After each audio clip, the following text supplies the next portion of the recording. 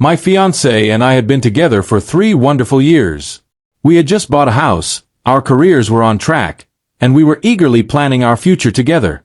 Everything seemed perfect. One thing that had always been a part of her life, though, was her best friend. Let's call her BF. They had been inseparable for years, and I never had a problem with their close relationship. BF was a single mother, raising her 4-year-old son on her own. My fiancé often helped her with babysitting, running errands, and offering emotional support. I admired how dedicated she was to her friend. But one evening, after a long and tiring day at work, I'm in sales. I came home to find my fiancée sitting nervously at the kitchen table. Her eyes were a bit red, and she looked like she had something important to say. I sat down, wondering if it was about the wedding plans, but what came next left me speechless. "Honey, you know how much BF has been struggling with her son lately," she began, her voice a bit shaky. "I've been thinking.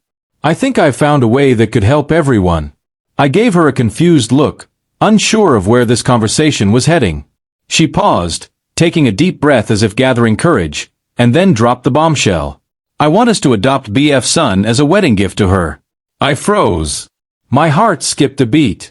Surely I must have misheard her.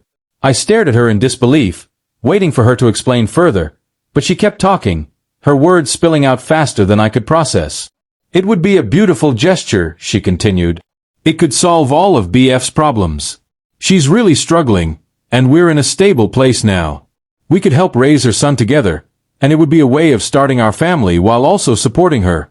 I could hardly believe what I was hearing. This was not at all what I had imagined.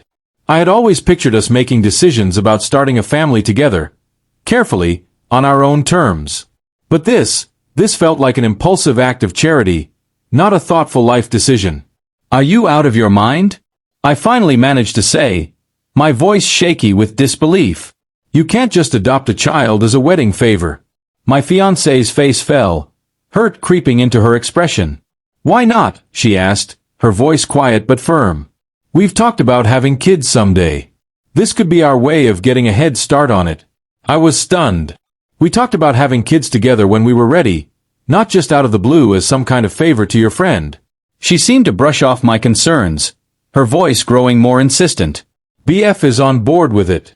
She thinks it's best for everyone. She trusts us. She knows we have the resources to give him a better life. And we'd still let her be involved." "But what about BF?" I countered, my frustration rising. "You think she's just going to hand over her child? Does she really want this? To give him up entirely?" My fiancé was quick to dismiss my questions. "It's not like that. She'll still be in his life. It's more like shared custody. We'd be the primary caregivers, but she'd be able to see him and stay connected." I shook my head, unable to fathom what she was suggesting. "This is insane. I can't do this. I won't do this." Her face hardened. "I thought you'd be more understanding. This means a lot to me. Can't you at least consider it?" The more I thought about it, the more wrong it felt. This wasn't just an unexpected decision. It was a massive life-altering choice being forced on me. And the way it was being framed made me feel like my voice didn't matter. We were supposed to make big decisions like this together, not have one person impose their will on the other. As the days went on, the tension between us grew. She wouldn't let it go, pressing me again and again. One moment, she was pleading with me, and the next, she was giving me the cold shoulder. Her family even got involved, calling me selfish and uncaring for not wanting to help her best friend. Then, about a week after the initial conversation, I came home to find BF sitting in our living room, her son playing quietly in the corner. My fiancé gave me a look that I knew all too well, one that said, "Be nice." I tried to steady myself, but the situation felt like an ambush. "Hey," I said awkwardly, setting my briefcase down. "I didn't know we were having company." BF stood up, wringing her hands nervously. "I hope it's okay that I stopped by. I really wanted to talk to you about the adoption." I stared at her, feeling cornered. The tension in the room was suffocating, and I could see the gleam of victory in my fiancé's eyes. She thought that having BF here would somehow convince me to change my mind. Taking a deep breath, I turned to BF. "Look, I understand you're going through a difficult time," I began, trying to keep my voice steady. But, before I could continue, BF interrupted me, and I braced myself for what was sure to be another round of persuasion. I know this is a lot to ask, but you and your fiancé have such a stable, loving life. My son would have so many more opportunities with you. Please, just consider it, she said, her voice pleading. I glanced over at the little boy, completely unaware of the heavy conversation unfolding around him, blissfully playing with his toys. It made my stomach churn. Have you really thought this through? I asked BF, my tone filled with doubt. He's your son. Are you truly prepared to give him up? Her eyes welled with tears. It's because he's my son that I want to do this. I can barely make rent, let alone provide him with everything he needs. But with you, he'd have the opportunities he deserves. You can give him a life I never could. My fiancée, who had been silent until now, chimed in, her voice calm but insistent. This is what's best for him. We'd give him a stable home, and BF would still be a part of his life. They both looked at me with such expectation, as if I were the only thing standing between them and this perfect solution. But deep down, I couldn't shake the overwhelming feeling that this wasn't right.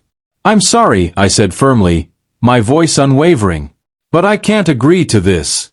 It's not fair to the child, and it's certainly not how I want to start our marriage. There have to be other ways we can help. In an instant, BF burst into tears. My fiancé rushed to comfort her, and I could see the disappointment in her eyes, her anger barely contained. They huddled together on the couch, and I felt like a stranger in my own home. That night, as we lay in bed, my fiancée turned to me, her voice trembling with hurt.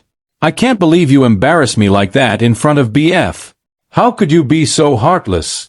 I stared at the ceiling, feeling a mix of frustration and disbelief. Heartless? I'm trying to be the voice of reason here. We can't just adopt a child on a whim.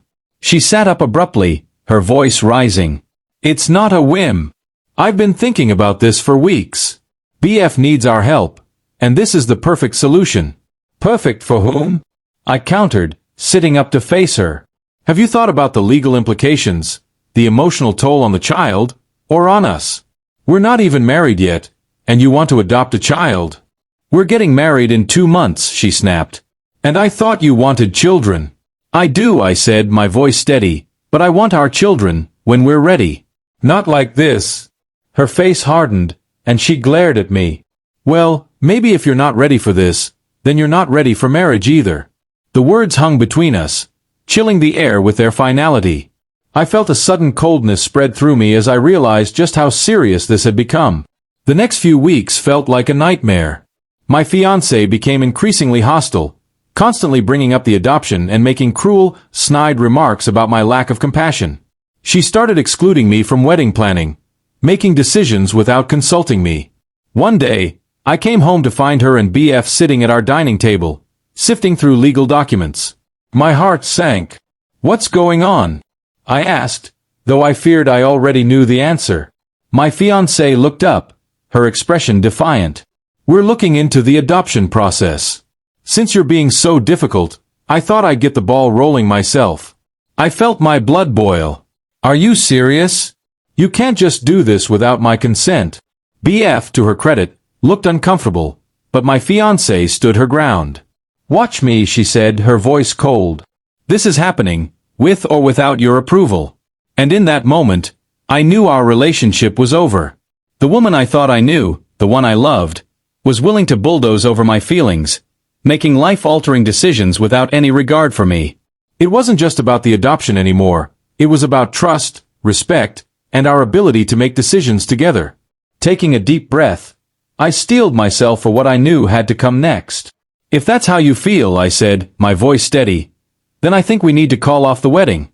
The room fell silent. BF's eyes widened in shock, and my fiancé's face drained of color. What? She whispered, her voice barely audible. You heard me, I replied, surprised at how calm I sounded. If you're willing to make such a massive decision without my input, then we clearly aren't ready for marriage. I'm calling off the wedding. The silence that followed was deafening. Her face cycled through a range of emotions. Shock, disbelief, anger, before it settled on cold fury. You can't do that, she spat. Everything's already planned. People have bought tickets, made arrangements. You can't just cancel everything. I held my ground.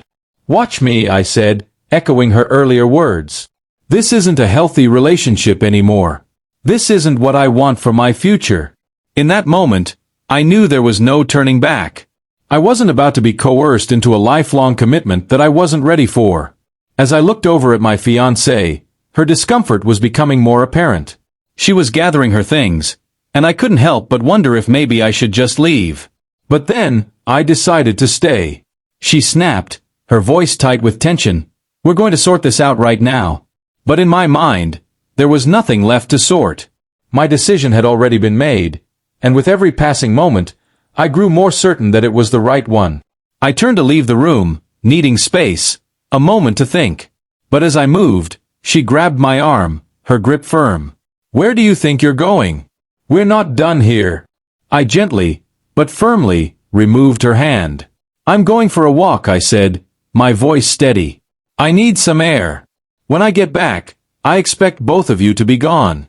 We can talk about the logistics of canceling the wedding tomorrow. As I walked out the door, I heard her voice, thick with both tears and rage. You'll regret this. You're making a huge mistake. But in that moment, I didn't feel like I was making a mistake. For the first time in weeks, I felt like I could breathe again. The following days were a blur. I spent hours calling our wedding vendors to cancel everything, contacting guests to explain the situation, and beginning the painful process of unraveling our shared lives. My fiancée bounced between pleading for me to reconsider and threatening legal action over the costs she claimed she'd incurred. It was emotionally exhausting, but deep down, I knew this was the right decision. One afternoon, as I was packing up some of her things, my phone buzzed. It was a text from an unknown number. It was BF. Can we meet? There's something you need to know. Against my better judgment, I agreed to meet her at a local coffee shop. When I arrived, BF was already there, looking anxious and uncomfortable. She glanced up as I sat down, taking a deep breath before speaking. Thanks for coming, she said. I owe you an apology and an explanation. I raised an eyebrow, waiting for her to continue. BF hesitated, then spoke in a hushed voice. The adoption idea. It wasn't mine. It was all your fiancé's plan. A cold weight settled in my chest as I processed her words. What do you mean? I asked, my voice barely a whisper. She swallowed before continuing. About 2 months ago, she came to me. She wasn't sure about having kids with you. She wanted to test your parenting skills before fully committing. She thought if she could get you to agree to adopt my son, it would prove you were ready for fatherhood. I sat there in stunned silence. The betrayal stung deeply, but part of me had been expecting something like this. It explained the sudden urgency, the emotional manipulation, and the way my fiancée had pushed me toward this idea without ever consulting me properly. BF continued, her voice barely audible. I was desperate enough to go along with it at first. But seeing how it's torn you two apart, I couldn't keep quiet anymore. I'm so sorry for my part in this. As I left the coffee shop, my mind was spinning. The woman I had planned to spend my life with had orchestrated a cruel, manipulative scheme to test me, using her best friend's child as a pawn. It was shocking, deeply hurtful, and revealed a complete lack of trust, respect, and integrity. But the truth was clear now, and there was no turning back. When I returned home and confronted my fiancée with what I had learned, her reaction was explosive. How dare you meet with her behind my back, she screamed. This was supposed to be between us. I looked her in the eye, my voice calm but firm. There is no us anymore. What you did is unforgivable. Using a child to manipulate me? Betraying your best friend? This is over. Her face twisted with fury, her eyes wild. You can't just walk away. I've invested too much in this relationship. But that was when things took a darker turn, and over the next few weeks, everything fell apart even further. My life took an unexpected turn when my ex-fiancée launched a brutal smear campaign against me. Out of nowhere, she told our friends and family that I had cheated on her, stolen money from our joint accounts, and was abusive. But the venom didn't stop there. She even went so far as to contact my employer, spreading vicious lies about my character, all in an attempt to destroy me. I was completely blindsided.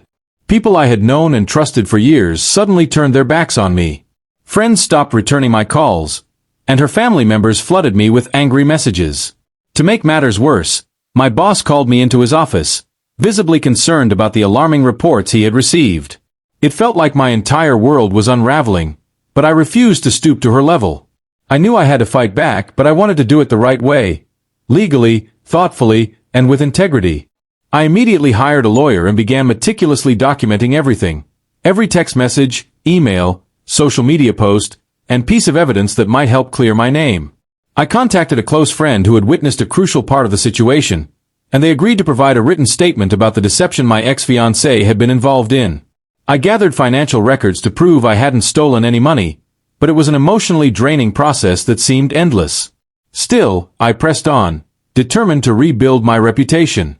Then came the turning point. In her frantic attempt to destroy me, my ex-fiancée made a catastrophic mistake. She posted an angry, lengthy rant on social media that detailed all of her false accusations against me. But in her rage, she inadvertently revealed the truth. One of the key lies she had woven around me crumbled. She had been hiding a secret, and in that moment, she exposed herself for who she truly was. The backlash was swift and severe. Friends who had been avoiding me suddenly reached out with apologies, ashamed for ever believing her lies. Her own family, shocked by her behavior, began distancing themselves from her. Even the friend who had been dragged into the scheme publicly came clean, confirming everything I had suspected. My ex-fiancée's world started to collapse, and the weight of her own actions bore down on her. Despite everything, I wasn't content with simply clearing my name. The damage she had caused was immeasurable. She had almost ruined my career, shattered my friendships, and tarnished my reputation. It was time for her to face the consequences. With the full support of my lawyer, I filed a defamation lawsuit against her. The evidence was undeniable. Her social media rants, texts, emails, and witness statements all painted a damning picture of manipulation, deceit, and slander. We also factored in the financial impact her actions had on my life, including the cancellation of our wedding and the career risks I faced due to her lies. The legal battle was long and exhausting, but it was all worth it in the end. The court ruled decisively in my favor. My ex-fiancée was ordered to pay a significant sum in damages and to publicly retract all of her false accusations. The judge's words were especially gratifying. The defendant's actions reflect a deeply disturbing pattern of manipulation, deceit, and total disregard for the well-being of others. This court finds her conduct reprehensible, and it is hoped that this judgment will serve as a warning to others who might attempt similar behavior. The fallout from the lawsuit was nothing short of catastrophic for my ex-fiancée.